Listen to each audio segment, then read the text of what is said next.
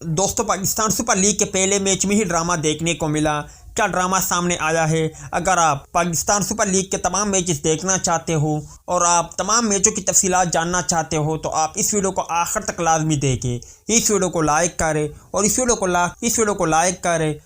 के मुतालिक comment section में अपनी राय का इजहार ज़रूर करें। आपको बताते चले, आज पाकिस्तान सुपर लीग में लाहौर कलंदर और इस्लामाबाद यूनाइटेड के माबेन मैच खेला गया। लाहौर कलंदर की बैटिंग के दौरान एक ड्रामा देखने को मिला। दोस्तों, लाहौर कलंदर की बात करें तो लाहौर कलंदर की टीम ने 195 रन बनाए। उनके 5 खिलाड़ी आउट थे और उनके 5 खिलाड़ी आउट हो गए। साहिबजादा फरहान ने 57 रन बनाए, फ़खर जमान 13, डाउजन 71 रन के साथ नॉट आउट रहे, जबकि अब्दुल्ला शफीक ने 28, डेविड वेजे 14 और शाहीन अफरीदी रन आउट हुए। उन्होंने बगैर कोई स्कोर बनाया। मगर इस दौरान नसीम शाह ने जब ज़ोरदार अपील किया और अपील पर एम्पायर ने नॉट आउट दिया तो नसीम शाह ने एक तो आज़म खान से मशवरा किया और शादाब खान से पूछे बगैर ही नसीम शाह ने रिव्यू लिया। रिव्यू लेने के बाद जब इसको गौर से देखा गया, जो कि आप स्क्रीन पर भी देख रहे हो, तो एम्पायर ने इस गेंद को नो बॉल करार दिया। नो बॉल करार दिए जाने के बाद शादाब खान एम्पायर के पास आए।